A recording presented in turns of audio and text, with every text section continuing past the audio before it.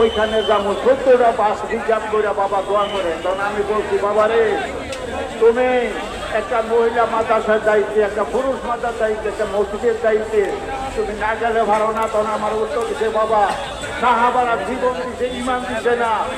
আমি এত আপনার ছেলে আলেম হয়েছে, আমার নবীজিরে গালি দিতে প্রতিবার তোমার যদি না দেখতে পারি আলেম হয়েছে না বলবো। বাবা আপনি দোয়া করেন, আমাকে অনুমতি দেন।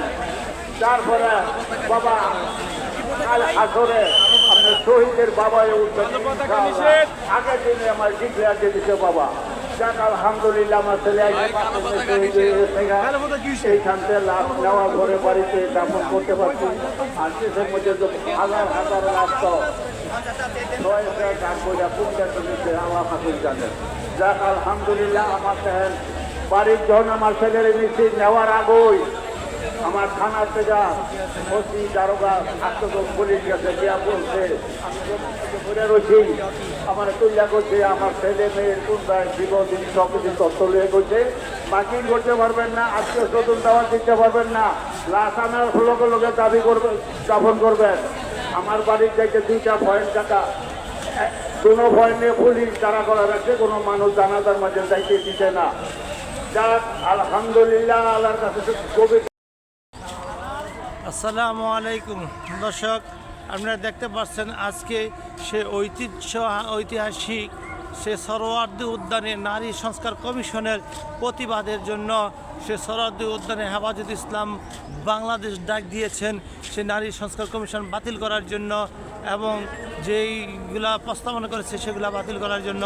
সে বাতিলের ডাকে সারা বাংলাদেশ থেকে কিন্তু দর্শক হাজার হাজার শ্রোতা সোহরাওয়ার্দী উদ্যানে জায়গা না পেয়ে সে রমনাতে আজকে অবস্থান করছেন।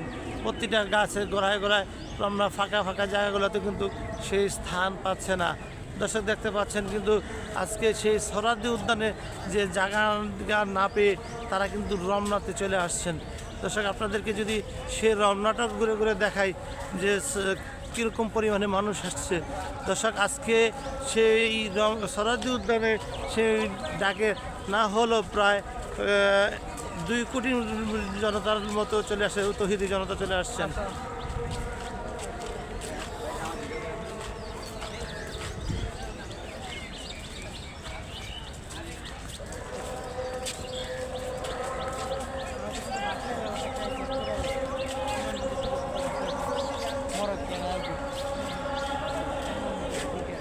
সেই রমনা বসেও কিন্তু দর্শক সেই আলেম ওলামাদের যে দিক নির্দেশনা দিবেন, মুরব্বীরা যে দিক নির্দেশনা দিবেন সেই দিক নির্দেশনা শোনার জন্য অপেক্ষা করছেন।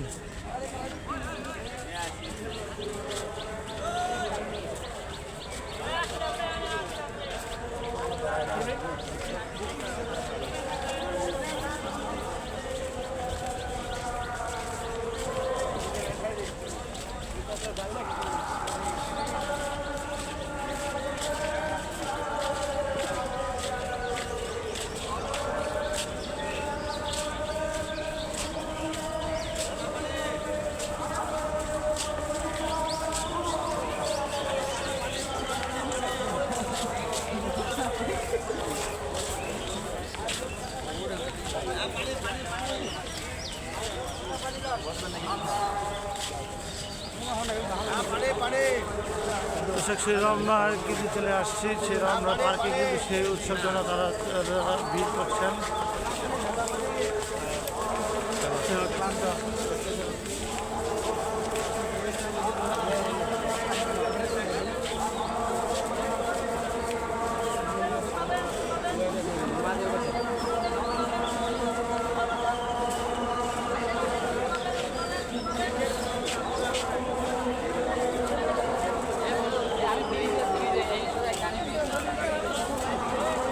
সেই রমনা পার্কে কিন্তু উৎসব জনতারা সেই ভিড় জমাচ্ছেন সোহরাওয়ার্দী উদ্যানের জায়গা না পেয়ে।